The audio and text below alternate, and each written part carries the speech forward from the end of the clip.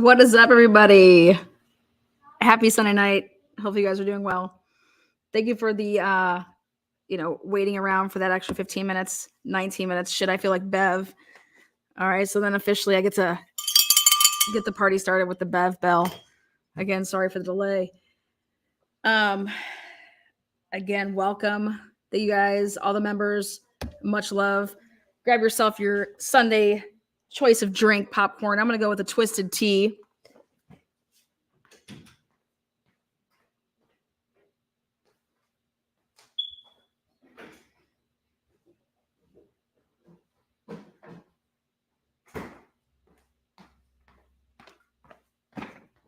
All right. I don't know if you guys know this, but the real MVP so far of this trial, hands down, is Sara Levinson. She gets my most valuable presentation award. So most valuable presentation award. So cheers tonight's episode, Twisted Tea. Again, in my humble opinion. Now, what you guys are looking at right here is I've created some new Excel spreadsheets to help people follow along. Hopefully the jury's following along. So place number one that we're going to talk about is the Canton Junction. That is where Matt McCabe and Jen McCabe, after the work hour, 4:30, they went to Canton Junction before the basketball game. All right, so Matt McCabe, Jen McCabe, Canton Junction. The next location that we're going to talk about is Canton High School. Jen McCabe, Matt McCabe, Nicholas Kolakithis, Karina Kolakithis, and Allie McCabe go to Canton High School. Now, before I continue on, in Allie McCabe's testimony, Yannetti talks about a bubble that is part of the Life 360 app. The Life 360 app has the capability of having what is called a bubble. And what that is it can be anywhere between a 3 to 5 to 20 up to 25 mile radius that you can create within your inner circle to more or less mask your true location. But the bubble can burst if you go outside of the bubble. I did a lot of research on this over the weekend. And what I also found out was the bubble may mask your exact locations when you're talking about looking at it by another person, but it will not mask your true location from a subpoena. Number one. Number two, a bubble lasts for no longer than 6 hours. They are temporary. Bubbles are temporary, meaning that if Allie McCabe was in fact in a bubble at 1:32 in the morning, that would mean that that bubble had to be created by Allie no later than 7:32, because we're talking the bubble will burst automatically after 6 hours. But hypothetically speaking, she could have also started the bubble herself at 12:20 a.m. to mask her and whatever she was going to do in terms of her exact locations. Just letting you guys know how that works. That bubble that, when Yannetti, and I do believe he was being vague with her for a reason, trying to trip her up, trying to see if she's going to talk about anything. But if and in fact they subpoenaed and got the Life 360 in screenshots, or when I would be viewing it and you're in my inner circle with the Life 360 app, your exact location would be masked, but it's going to tell me that you're inside this area.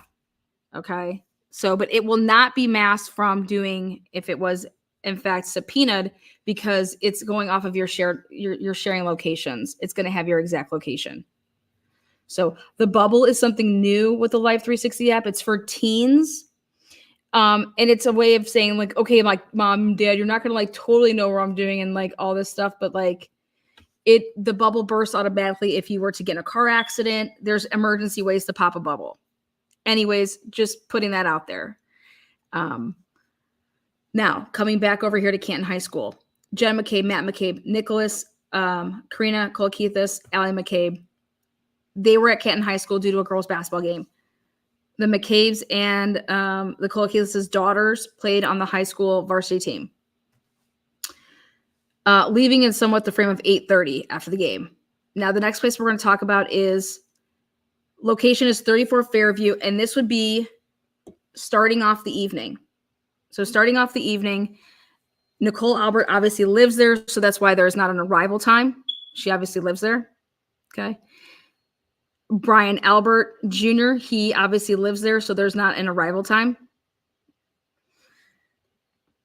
Brian Albert Jr. never left, according to testimony, so therefore there's not a depart time. Now, Caitlin Albert, this is our first discrepancy in the case, comes with Caitlin Albert.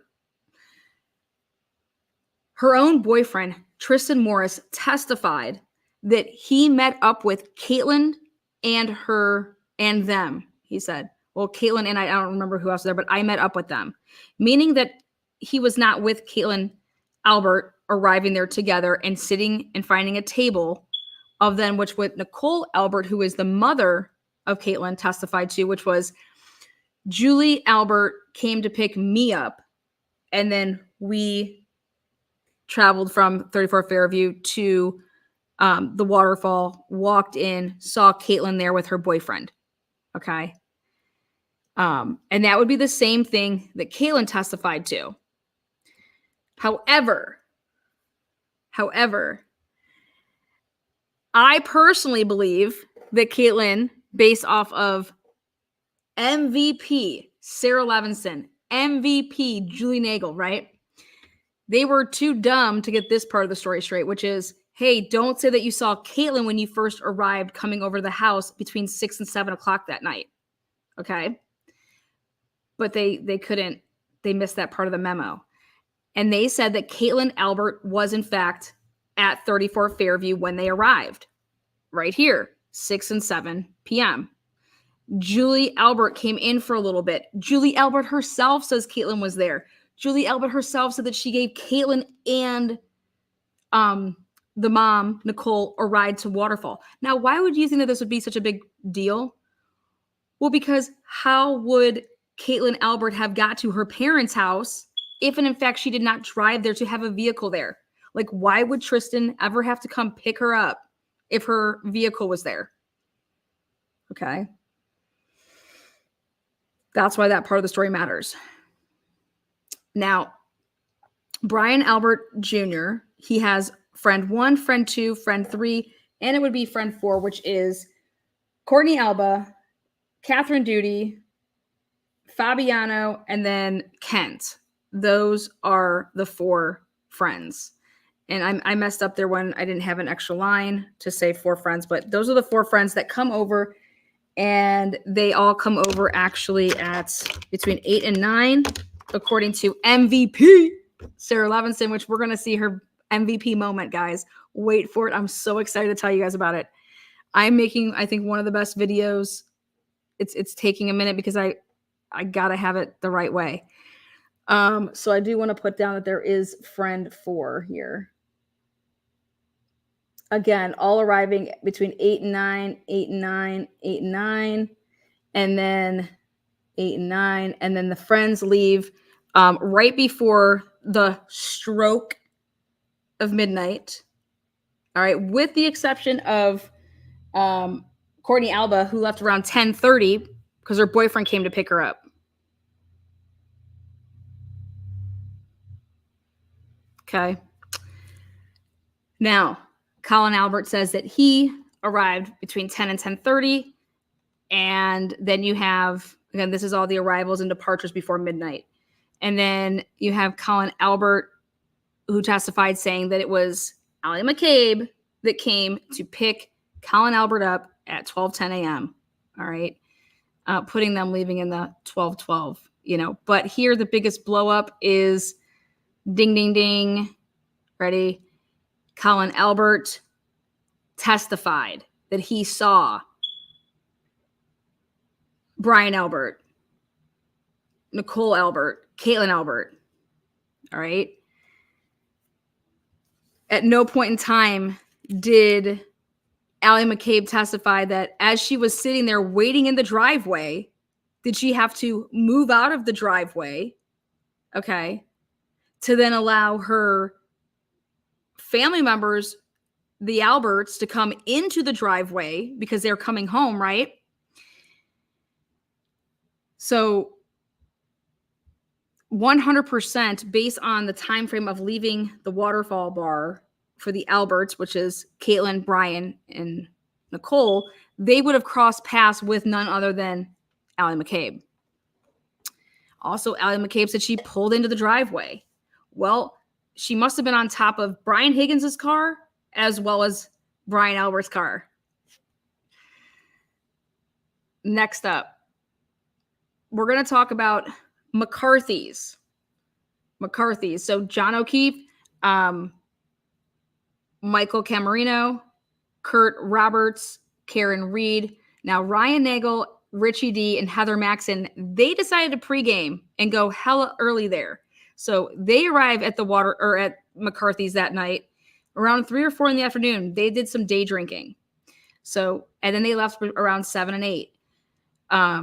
You guys saw on the video of the McCarthy's video at the different staggered arrivals. So we're going to go ahead and show you guys the departure of 10:50,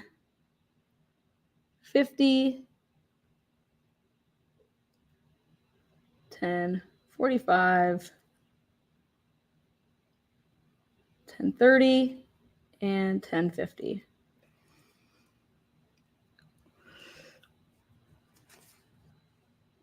Next up, Hillside.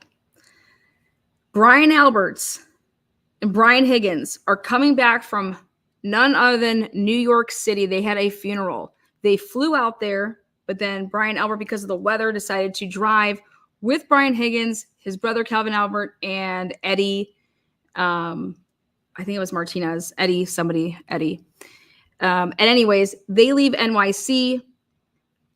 Brian Albert had his vehicle parked down in Charlestown at that precinct. So when they get back, Brian Albert said that Brian Higgins was driving like a big 4x4 truck. That's how all 4 of them could fit. Yes, Eddie Hernandez, that's it. Martinez, Hernandez, come on now. You guys are making me sound like I'm Matt McCabe. What a racist prick. Anyways, so it was Brian Albert's testimony that said they were in this truck. Then he gets into his vehicle, and then Higgins asked him, "Hey, do you want to go grab a drink at the Hillside?" And so then, therefore, they arrive at the Hillside. Now, Brian Alberts claims that at some point, Brian Higgins changed vehicles because Brian Higgins no longer had his 4x4 truck, because when he came to the house at 34 Fairview, he was in a Jeep Wrangler that had a plow. Now, Ryan Nagel, Richie D, and Heather Maxon, check this out. How weird is this? These 3 would be at McCarthy's, overlapping when John O'Keefe got there. Just letting you know that.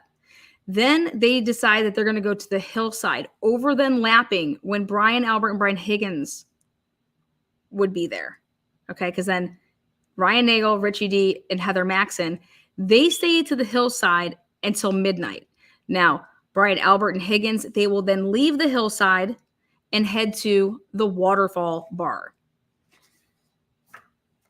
So next up is the Waterfall Bar. Now, this is where it gets interesting with the whole Caitlin Albert and Tristan Morris. You guys can decide how you think they arrived.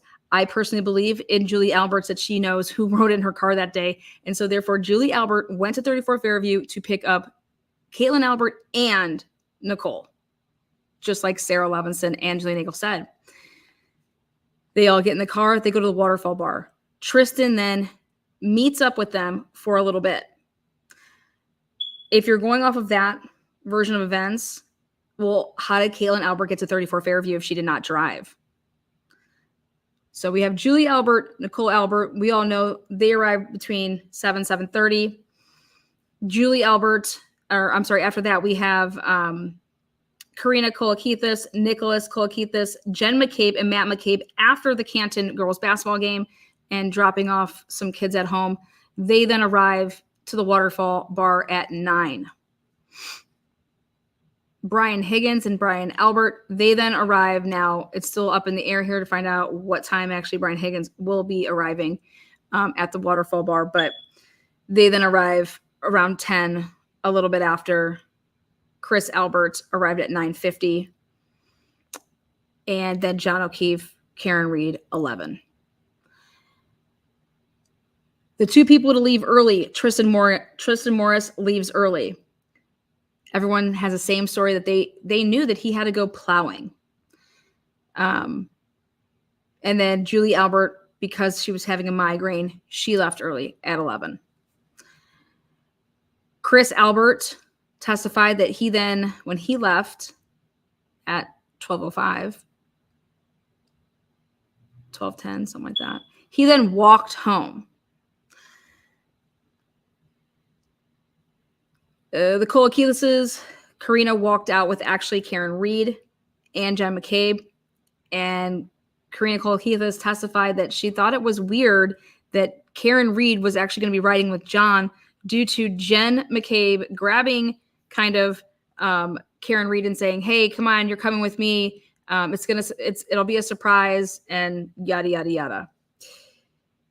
Brian Albert, Nicole Albert, and Caitlin Albert all leave together at midnight and go to 34 Fairview.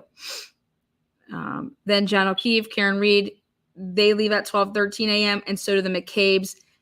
And Life 360 has Jen McCabe leaving at like 12:13 and 48 seconds.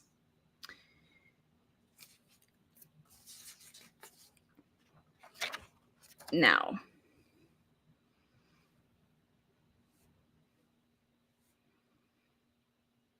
location is Tristan/Caitlin's apartment at Easton. Tristan Morris, he says that, I'm only putting that he departed at 8 p.m. to go and meet up with Caitlin and her family, and then left around 10:30, 10 o'clock. He would have left, but enough to be seen. And then he departs, being at his Easton apartments. Then he departs at 1:30 to then go to be at the Alberts at 2 to pick up Caitlin, and then back at home by 2:30 to drop her off. So that's his footage. Caitlin Albert, we have her departing her Easton home at 6 p.m. I'm only saying that because she gets to 34 Fairview to then be picked up by Julie to ride with her mom, Nicole, to the Waterfall Bar. But I have her just then arriving back at home at 2:30 based on Tristan picking her up. Again, this is based off of their testimony. Then location is Chris and Julie Albert's house.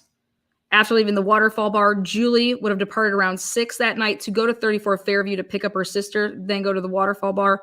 She leaves the Waterfall Bar because of a headache, and then she arrives back at home. I'm putting it 11. It's probably like 11:10. She then departs, she says, her house in the morning at 8 a.m.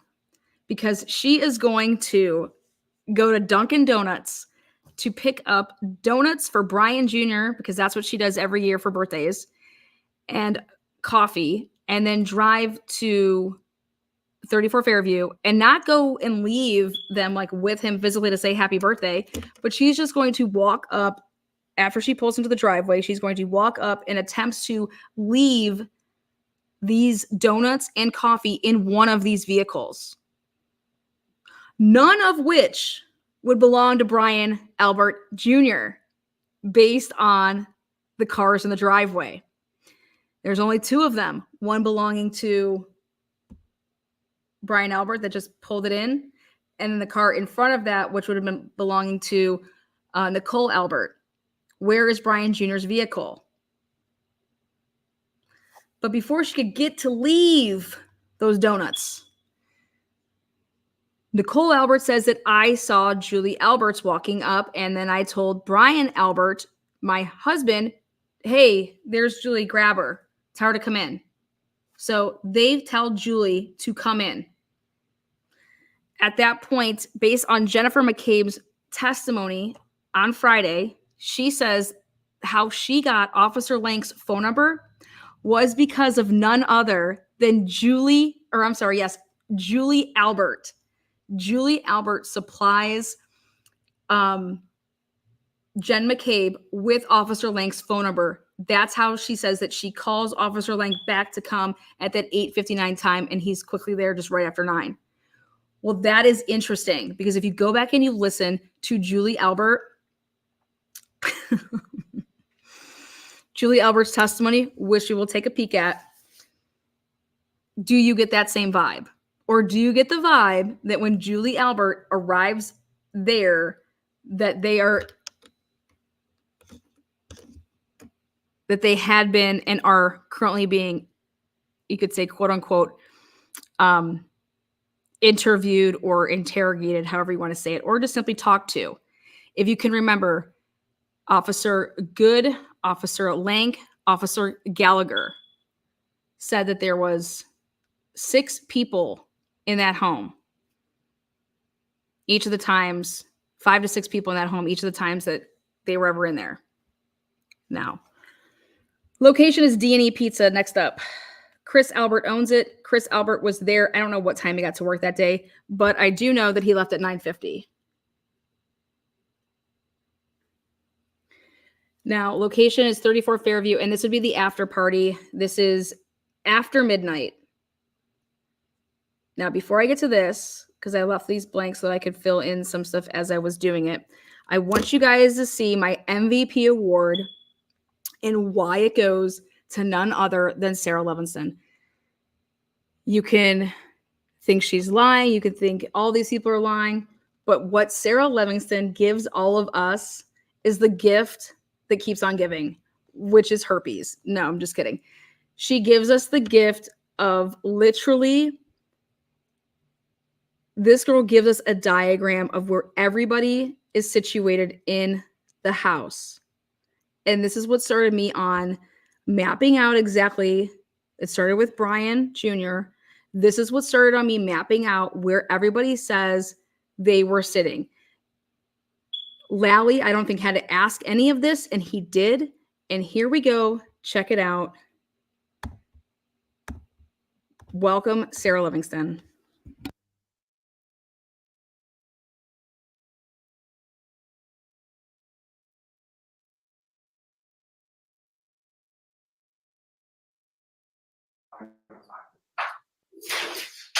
I'm not sure, to be exact. Let me ask you this: was it once or more than once, or something?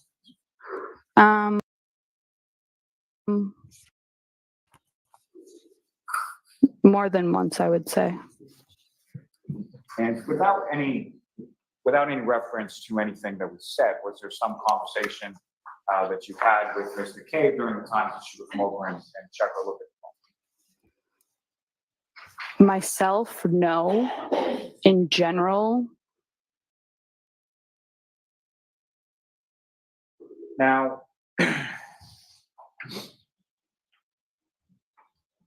within the area of the kitchen dining area, at some points, do you recall where people were? I'm talking later in the evening when the folks come back to the house after midnight. Do you remember where those people were sort of situated around the kitchen dining room area at that time? Yes. And could you describe to the jury sort of where they were? So the dining room table is a square. So right there, MVP. The dining room table is a square. In case you guys did not know that, it's a motherfucking square. MVP. Wait for it though. Here she comes. She gives us a diagram that internally I loved every second of it because of how I operate. So check this out. And it was in front of the front window. So in front of the front window where their back would be to the window was my friend Julie Nagel. I was sitting then I don't know, was that perpendicular? I haven't taken math in a long time. I was sitting here. If the window's here, I was sitting on this side, facing kind of, I could see the front door. And then to my right, Brian Sr. and Mr. Higgins were standing. So they're back towards the kitchen. And Mrs. Albert Nicole was sitting with her back to the front door area. And Jen and Matt and Caitlin, I don't believe were sitting. And over that course of hour and a half or so Boom. after those folks came back to the house sometime after midnight, did you observe any other people walking or coming into the house at any point? No. Let me ask you this, as far as on January 28th into the 29th of 2022, did you know anybody by the name of John O'Keefe? No. Or were you just sort of giving verbal instructions about what you call? What, if anything, did you observe as far as what was the weather doing that? It was snowing. And as far as the snow that had come, was there any sort of accumulation on the ground that you saw? Yes. And so based on that, what, if anything, do you recall about sort of your walk from the front door to the McCabe's vehicle? So we exited the front door and went down the front walkway to the driveway. As I said, it was snowing. Julie and I were like arms linked, and I was looking down at my feet to make sure I didn't slip. You fucking slut bag, bitch. And while you- Liar. Lana. I wore shoes that my mother told me not to wear because they didn't have traction, but they went with my outfit, so I wore them anyways. And I knew if I had slipped and fell, she would say, "I told you so." So I made sure not to do that. At 23 years old. And when you get to the vehicle, do you recall sort of who was driving and who sort of sat where within the vehicle? Yes. So Matt was driving. Jennifer was in the passenger seat. Julie was behind Matt on the driver's side, and then I was behind Jen. And when you get into the back of the vehicle, do you recall, was there any sort of conversation about, did either Mr. or Mrs. McCabe know where the two of you lived at that point? No. They did not. So I imagine there was some discussion as far as where to, or what was the address or something like that. Yes, correct. You recall if that was something that was like plugged into yes, or were you just sort of giving verbal instructions about where? I don't remember. And do you recall as far as the order of who got dropped off first versus yourself and Ms. Nagel? Yes. And who got dropped off? Julie. About how far a drive is it from the address on Fairview to Julie's? Less than 5 minutes. And same as far as, so from Julie's house, you then went to your house, is that correct? Yeah, about 5 minutes, I would say, from Julie's to mine. 5 minutes or so from Fairview to Julie's and 5 minutes or so from Julie's. Correct. Now, when you get in the back of the vehicle, do you recall any other sort of discussion while you were in the driveway before you left? So, yes, we got in to the car. Matt forgot his jacket inside, so he went back to get his jacket. Oh, there you guys go. That's the moment that Sara Levinson wins MV motherfucking P. Most valuable presentation. I'm going to show you guys her demonstration. Then I'm going to show you guys and let you hear a piece of Brian Albert Jr.'s testimony. Because according to Sara here, Brian Jr. would have been lapping it with Julie Nagel up all against the where the window is, and Matt McCabe would have been like fawning over them. Okay, right? Jen was singing Raining Men, opening up if they actually pulled out umbrellas or an umbrella, it's gonna probably be where the closet door would be. And does that possibly have any effect on seeing the line of sight? But there is the foyer to walk to where the basement is actually there's a wall. And so you couldn't see things. But right here, she says Matt McCabe has had a jacket. Well, allegedly, he had to go back in because he forgot his jacket. All right. He forgot his jacket. This is what she thinks. My question is, we're going to go back and I'm going to have you listen to Nuttall's. Timothy Nutall is adamant that John O'Keefe had a jacket on. Okay. Nutall is adamant that John O'Keefe had a jacket on. We all know that John O'Keefe did not have a jacket on that night, right? But when they were redressing, okay, John O'Keefe at some point, did they put on Matt McCabe's jacket? Now. And Julie and I were in the back seat looking around. One of us noticed, I remember, a loaf of bread, just a lone loaf of bread in the back seat. We said something to Jen. Just a lone loaf of bread morphed into peanut butter jelly time. Now, here we go. Ready? I'm going to now bring in Timothy Nutall. Timothy Nutall on day 2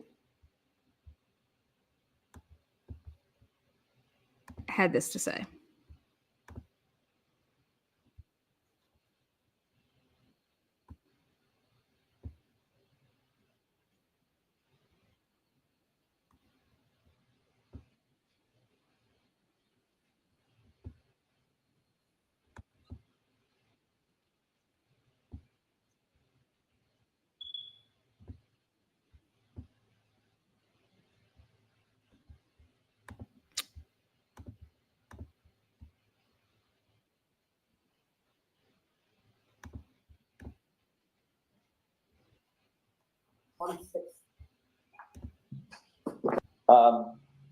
And it was only then, after you removed this big, heavy winter coat, that you could assess that his hands were stiff and cold. Sir, how are you? You were Here you go. I want to make sure I get the timing right. You were coming off of nearly a 24-hour shift when you got the call? No, sir. I was reporting for duty that morning. Just starting the shift when you got the call. Understood. I want to ask one quick question that you mentioned just a couple of seconds ago under questioning by Mr. Lally. With regard to the clothing, the normal protocol for clothing that's removed from a patient. Yes. You said it's oftentimes just sort of discarded onto the floor. In terms of in the ambulance or at the hospital? Either one. Yes. Okay. Both? So typically, when we remove clothing in the back of the ambulance, it's generally done with trauma shears. So we will expose and then kind of fold over. That clothing is then usually left in place. We'll do a quick roll just to check the back of the patient, and then he's usually rolled back if there's nothing found, and it's typically left there. In terms of like big puffy jackets, if you cut a puffy jacket, it just makes quite the mess. So yeah, exactly. It's a disaster. So typically those bigger jackets are just removed, and that is when we removed that type of article of clothing, that's when we noticed that his hands were quite rigid. So that's what happened in this case. Correct. You removed the big heavy jacket, discarded it, got it away from the body so you could better assess the injuries. Correct. And it was only then, after you removed this big heavy winter coat, that you could assess that his hands were stiff and cold. We noted the hands, but it came more into light, if you will, when we removed that coat. Got it. And you have as good a memory about that as you do the rest of the scene that morning. In terms of removing the article of clothing? Correct. I did not remove any article of clothing. I was ventilating. But you remember him having the big jacket on? Correct. Okay. And you remember that as well as you remember the other specifics of the incident? Yes. Okay.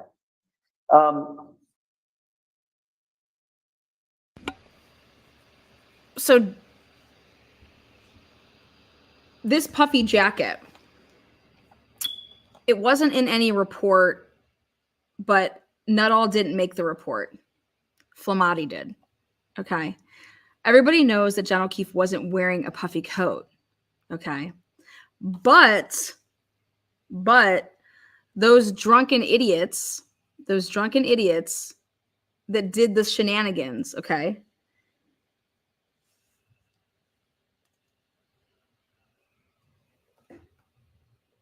Did they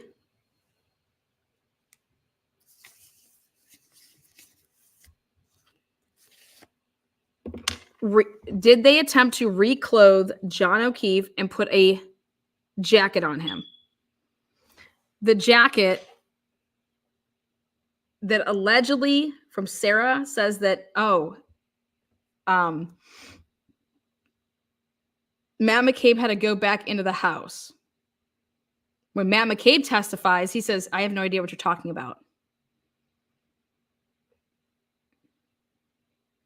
Regardless, Matt McCabe went back into that home. I believe Sara Levinson.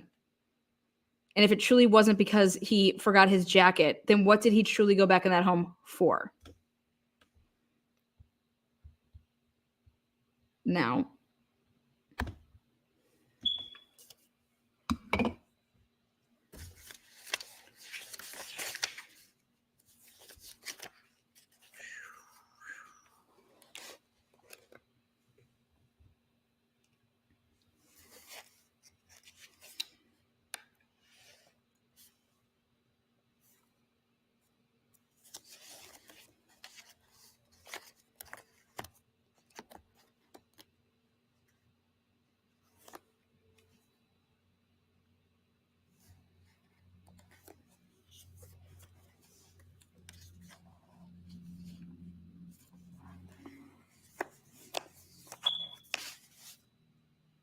daytime. Now I want you to hear from Brian Albert Jr. about the seating arrangements.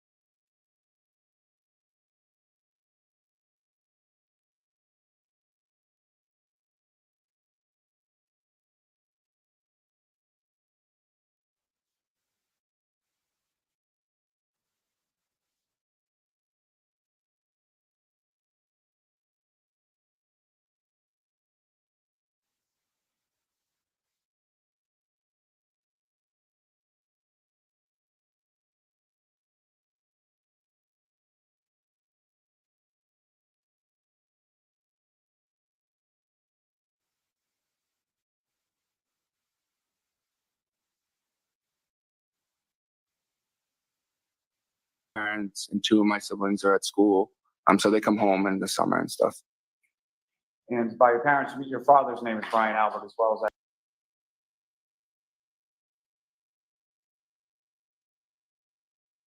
People that arrived back at your home. Who were the first people to arrive back at your home from the waterfall? The first people to arrive were my mom, my dad, my sister Caitlin, and my dad's friend Brian Higgins. And prior to that evening of January 28th, had you met Mr. Higgins before? I don't recall ever meeting him. I could have met him in passing, but I don't ever formally remember meeting him, no. You recall ever seeing him at your house at Fairview Road, part of it? I don't think he'd ever been there that I have saw, no. And as far as Colin was concerned, when your parents and your sister and Mr. Higgins arrived, when in relation to that, when Colin leaving? Colin was actually getting up and leaving as they were coming into the house. And similar to, you know. It's just ear when he said that, by the way. How Coleman left your house or how he, whether or not he drove or picked up or anything? Yeah, he was sitting at the table and I was actually sitting right next to him and he stood up and said, I'm leaving, Allie's picking me up. Okay. Let me just, okay. And so I knew who Allie was because she's my cousin. And what is Allie's last name? McCabe. And she's your cousin. I don't think he'd ever been there that I have saw, no. And as far as Colin was concerned, when your parents and your sister and Mr. Higgins arrived, when, in relation to that, when did Colin leave? Colin was actually getting up and leaving as they were coming into the house. And similar to, do you know how Colin left your house or how he, whether or not he drove or picked up or anything? Yeah, he was sitting at the table and I was actually sitting right next to him and he stood up and said, I'm leaving, Allie's picking me up. And so I knew who Allie was because she's my cousin. Okay, so based on the diagram, you're normally going to be sitting in the same spots as you would have been sitting before. So Sara is sitting over here. Julie's up against the where the glass, where like the window is. Sarah's right to the right of her.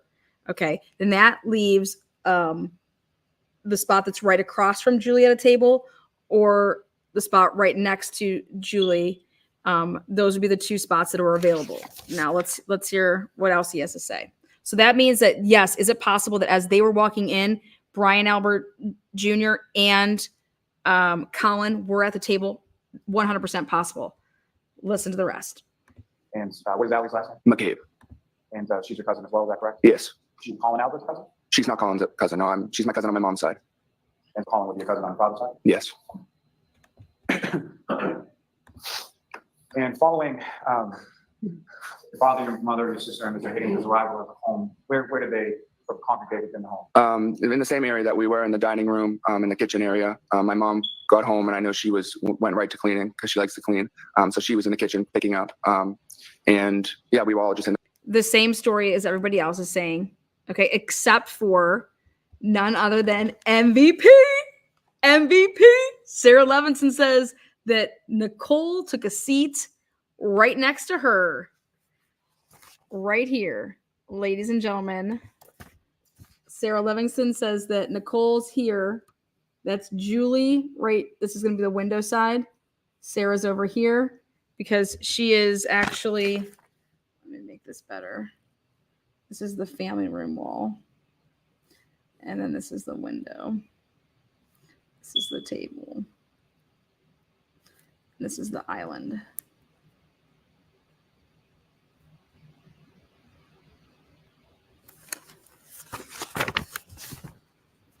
So that's your window.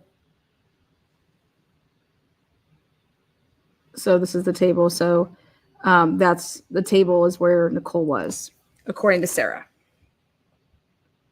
And my MVP choice here. My winner. All right, next up. that one area.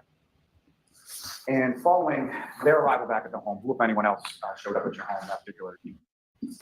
And then I would say maybe 10 minutes later, my auntie JJ, well, her name is Auntie Jen, but I call her JJ, and Uncle Matt arrived at the house. Your auntie JJ and your Uncle Matt, what is their last name? McCabe. And was that, their arrival, was that before or after Colin had left? Colin had already left at that point, yes. And so the alley that Colin was picked up by, what, if any, relationships does she have to your auntie JJ and your uncle? That's their daughter. Now, throughout the course of the evening, well, let me ask you this, as far as when was it that the last person didn't live at your house on Fairview Road? When was it that the last person? The last, I wouldn't know I couldn't tell you the time. Well, the last people to leave were Auntie JJ, Uncle Matt, Sara, and Julie. I don't know exactly what time that would be. I can't even guess. I don't know. Ooh, And you mentioned your sister, Caitlin's actually. Oh, yes. I'm sorry. I was just thinking of her as my sister, like with sibling. So she didn't live in the house, so she was the last person to leave. And prior to her leaving is when your auntie.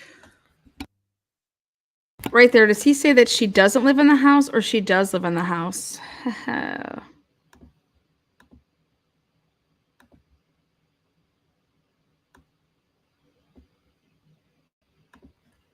That particular evening. And then I would say maybe 10 minutes later, my auntie JJ, well, her name is Auntie Jen, but I call her JJ, and Uncle Matt arrived at the house. Your auntie JJ and your Uncle Matt, what is their last name? McCabe. And was that, their arrival, was that before or after Colin had left?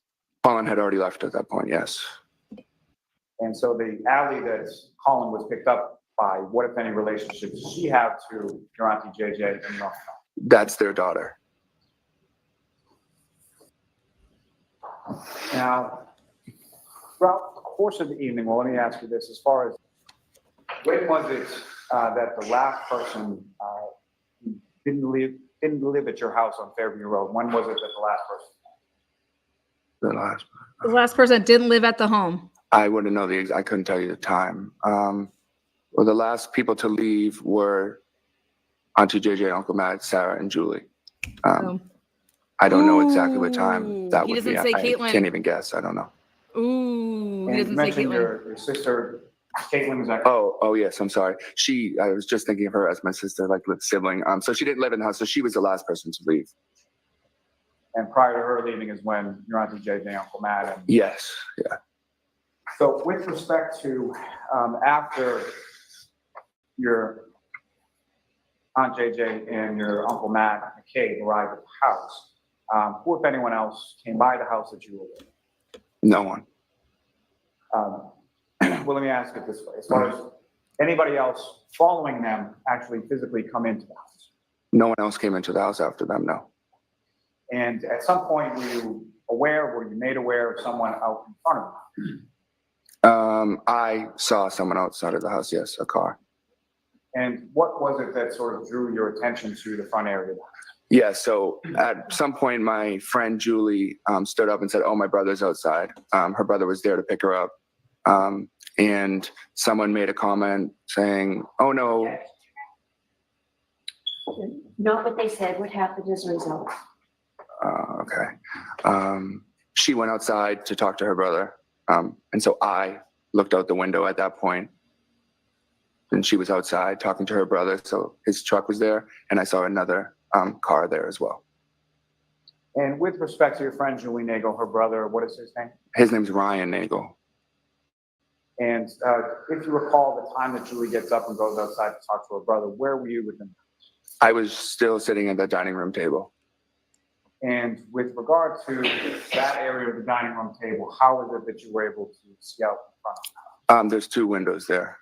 So I just turned around and looked through the blinds. Yes, yes. And when you look through the blinds, what is it that you saw out in front of your house at that time? Yeah, so I saw a truck, which was Julie Nagel's brother's truck, I believe. And that was a little ways, almost like.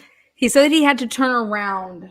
Okay. Well, Julie, according to Sara, Julie Nagel is sitting at that spot that's right up against the wall. I mean, right up against the window. So unless there are actually two chairs, which we'll take a peek, unless there are two chairs on that side of that table, these two motherfuckers are lapping each other. They're sitting on each other's laps. Period. I mean, it's just, there's no other way around it. It's just, that's what's happening. Okay, now. I don't know what the fuck this thing is. In front of the driveway of the house. And then a little ways in front of it, there was another car that I hadn't recognized before. It was a dark SUV-ish. And that's all I knew about it and could see about it. Now, similar to yourself, who, if anyone else from sort of a group of people, either in the kitchen or in the house? Again, I'm going off of Sara Levinson's MVP presentation of where everybody was sitting. Okay. So. You observed near a window or a door that was looking out on that? I believe my Uncle Matt McCabe noticed the car outside as well. And with respect to the dark SUV that you didn't recognize and what you thought was Julie Nagel's brother Ryan's truck, was there anything in between the truck and the dark SUV that you saw outside? Not to my knowledge, I didn't see anything, no. And as far as the weather, when you looked outside, what, if anything, did you know about the weather? It was definitely snowing. I wouldn't know how many inches, but I would say an inch or two of snow at that point. Where was Brian Higgins' car? car? With regard to being out in front of your house, those two vehicles, do you recall which direction they were facing? Yeah, they were both facing, going up Fairview towards Cedar Crest. So whatever this is, I don't know. Well, let me ask it probably in a better way. As far as what was facing towards your Okay. Right there, he says that they're facing Cedar Crest. They were not facing Cedar Crest. They were facing Chapman. Okay, right there. He says that they were facing Cedar Crest.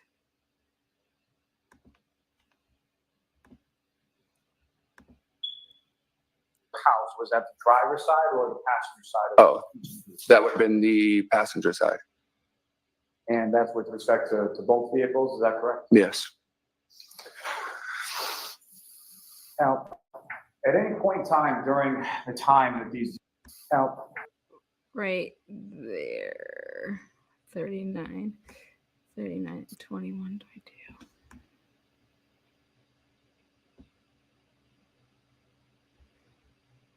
dark SUV that you didn't recognize and what you thought was Julie Nagel's brother Ryan's truck. Was there anything in between the truck and the dark SUV that you saw outside? Not to my knowledge, I didn't see anything, no. And as far as the weather, when you looked outside, what, if anything, did you know about the weather? It was definitely snowing. I wouldn't know how many inches, but I would say an inch or two of snow at that point. He has no fucking clue. In front of your house, those two vehicles, do you recall which direction they were facing? Yeah, they were both facing, going up Fairview towards Cedar Crest. So whatever this is, I don't know. Well, let me ask you a question. Shit, you guys. You guys see this shit? Oh, shit.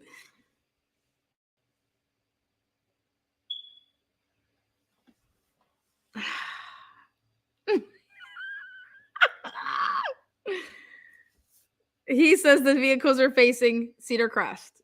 That's fucking amazing. He has no clue what he's talking about.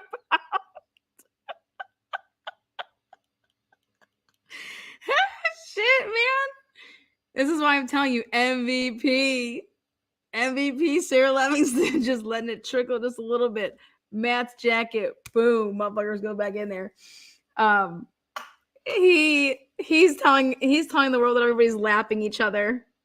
Probably in a better way. As far as what was facing towards your house, was that the driver's side or the passenger side? Oh, that would have been the passenger side. Yeah, because he's being serious. He's saying it was facing.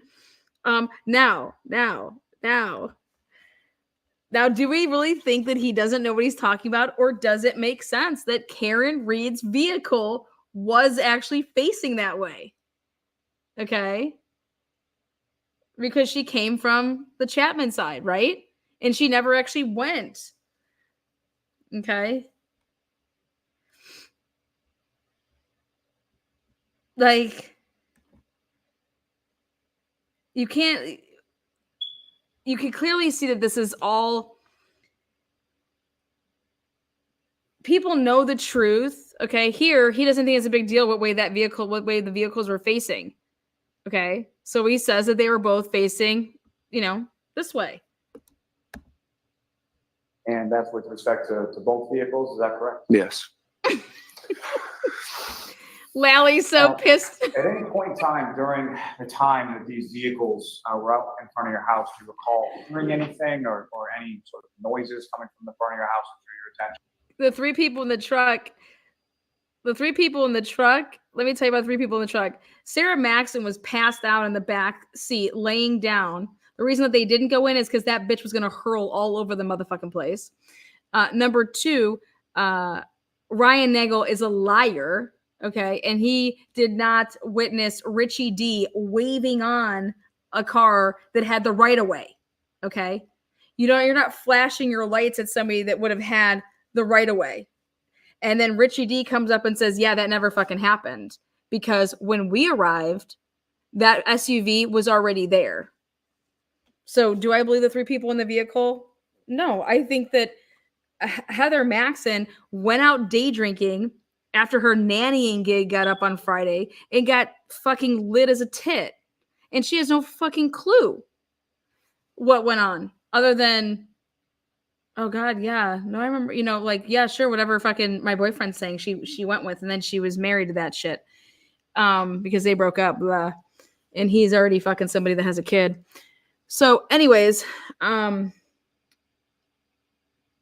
the part that I believe about Heather Maxon and Richie D and Ryan Nagel is that how ironic is it that those three people would have been at McCarthy's, where John O'Keefe was, and Karen Reed. And then they went to Hillside, where Brian Higgins and Brian Albert were. And then they randomly end up over there at 34 Fairview to supposedly pick up Julie, but Julie then doesn't want to leave. Then why did you ask for a ride in the first fucking place? If you didn't want to leave, you know what I mean? Well, then Jen McCabe got there, and then I just wanted to stay because she's so fun and she lets kids drink that are underage because she's just a hoot. So that's my take on them.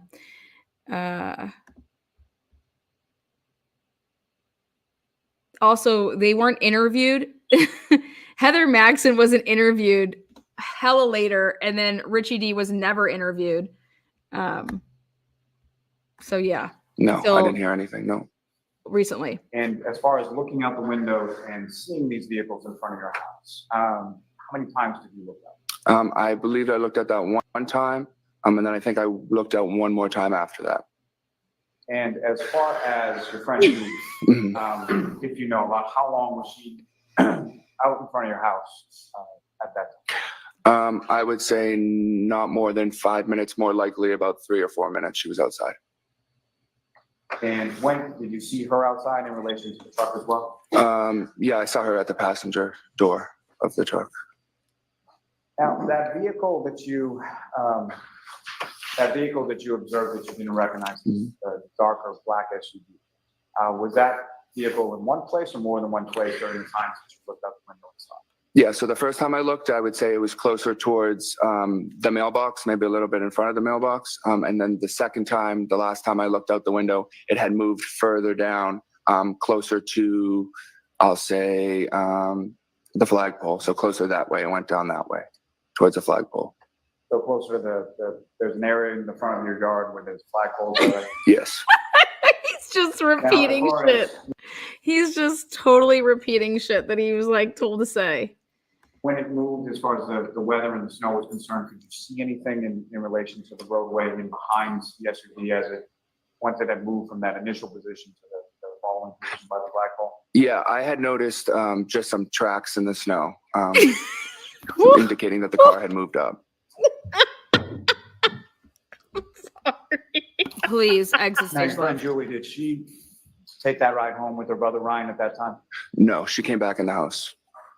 And as far as your friends Julie and Sara that were still at the house when people from the waterfall came home, do you know how they happened to go home on that particular evening?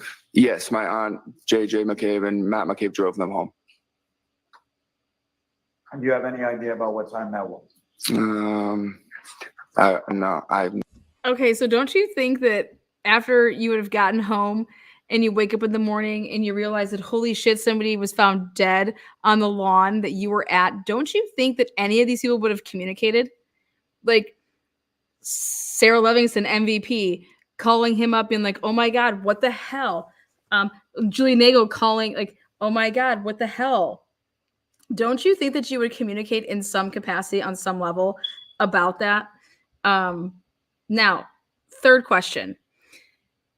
When Karen Reed had the niece call Jen McCabe, why isn't it that why wouldn't Jen McCabe immediately call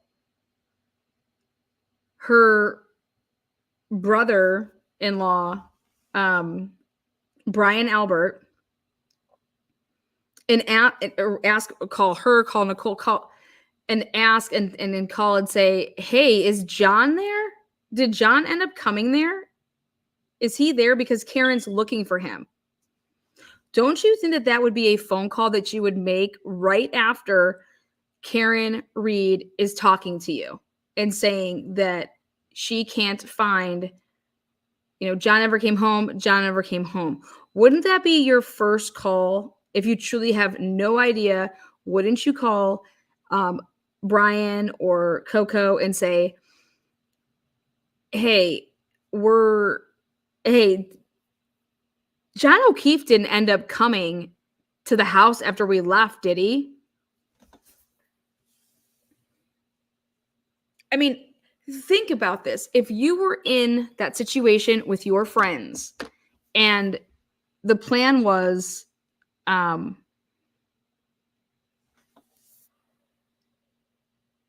for someone to come over,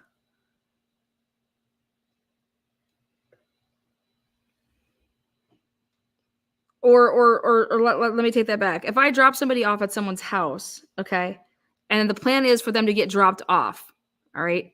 So then I go to sleep, I wake up, and I realize that, holy shit, what the fuck, they're not here. They must have spent the night at someone's house, okay? So don't you think it makes way more sense that Karen Reed would have been, she doesn't know Brian Albert. She doesn't know any of those fucking people. That she would have been trying to get in touch with Jen McCabe. She also called Carrie Roberts, right? And Carrie Roberts immediately calls like hospital, she says, and she called the police department. And here, Jen McCabe and her husband, Matt McCabe, look at each other and they're like, well, she's fucking nuts. Wait, what? No, like, you wouldn't say that someone's nuts. You would say, you would tell them what you either witnessed, or you would say, okay, I mean, I can call my sister, or I could see if, he's there. But I would think that Karen Reed would be asking for her to do that.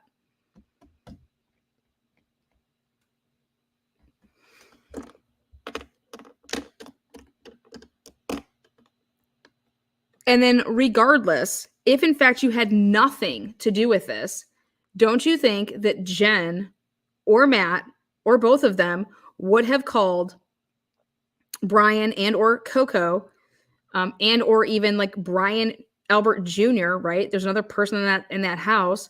Caitlin Albert was still there when the McCabe's left. You can call her, okay? And to be calling these people and to be saying, hey, John didn't show up there, did he? For that phone call to not have been there, or was it in fact there, but she deleted it, but for that phone call not to be there, that doesn't make any sense. That should be your number one biggest flag in this case, is that Jen McCabe nor Matt McCabe called Nicole or called and to say, okay, well, let me call and see if like he's there. Like, wouldn't that be the first place that he would be? But that wasn't even like a, well, here, let me see. Maybe John came afterwards, or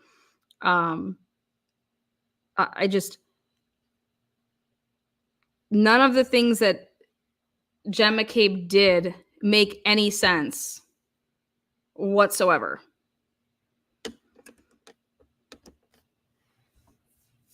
The first place you would look, because it would be just so nonchalant, like, well, maybe he went there later, or maybe he showed up there.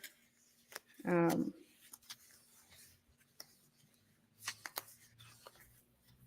that never happens. Again, everything that we're being told is straight up from the version of Jen McCabe, Matt McCabe, the people that orchestrated this. All right. So to hear like, this is what she did, then this is what happened, this is what she said to me, this is what she was saying. When people out there are saying, Alana, why would you ever think that Karen Reed's going to testify? Well, because I think Karen Reed has a chance to face her accusers. Okay, these are her accusers. Jen McCabe is the first person that's truly gone on the stand and said that Karen Reed did this, that, and the other. There's been no one to this point that has gone to the lengths that Jen McCabe went on Friday that she did. Okay. Because if, in which he will, Alan's going to, I believe, destroy Jen McCabe on cross-examination, right? So if you discredit her, would you leave it in the hands of, I need them, like if they were to hear from me that what actually truly happened and that it actually matches a time frame,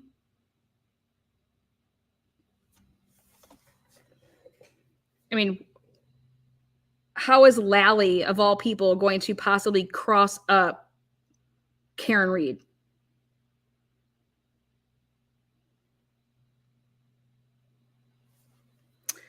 So I think a lot is going to depend on this cross-examination of Jennifer McCabe.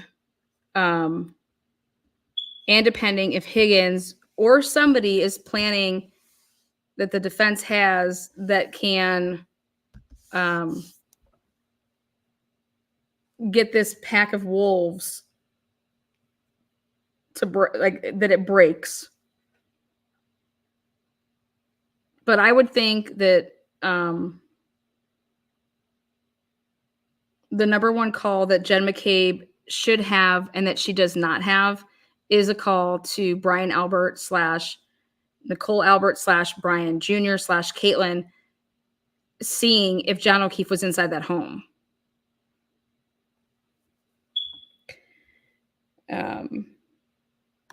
Yep.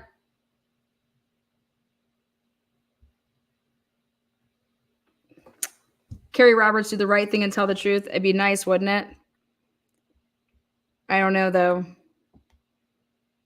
I think it's going to be interesting what Carrie Roberts testifies to as to why she truly brought Karen Reed back to 34 Fairview to be Section 12. But,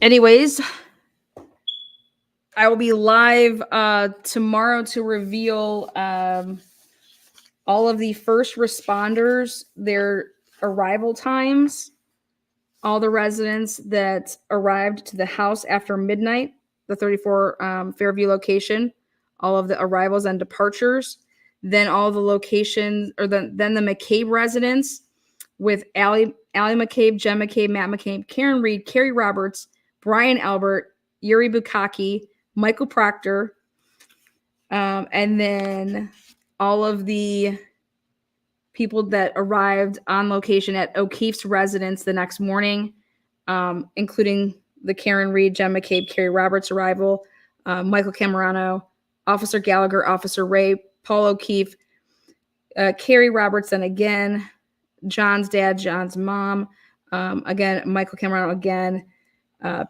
Patrick, the nephew, Nate Reed, Karen's dad, and then John's snow-blowing friend. So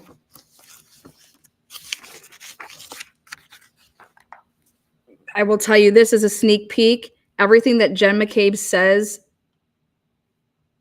happened, what happened when she gave her direct examination testimony, I went back and observed all the firefighters' responses and where Jen McCabe was, as well as her data with her steps. And she only has a window of everything that she says went down because she says once John O'Keefe was in the back of the ambulance. So we're looking at from 6:15 in the morning to 6:22. So she's got a 7-minute window to say that all of the stuff that Karen Reed was doing. So we'll go over that tomorrow. But woo Tuesday can't come fast enough. I know. I caught Jen McCabe in hella lies. I'm sure Alan Jackson has too. And I think it's going to be insane. I think it's going to be absolutely insane. I mean, Jen McCabe has lost her fucking mind. Literally to say that that Karen Reed said that she thought she had period blood on her. Fuck you, dude. That is some foul ass shit. And I think that I hope that these people, all that played a part in it, I hope they go down for conspiring. So, see you next Tuesday, Jen. I want to say thank you on your way out. Hit the thumbs up, hit the thumbs down. You have an opinion on the video, make it known. And until next time, truth and transparency. Appreciate you being here. Thank you, moderators. Much love. Tomorrow, I'll come back for the second part of the Excel spreadsheet. And then if you are a member, I will be posting it via PDF form for all of you guys that are members. Thanks again.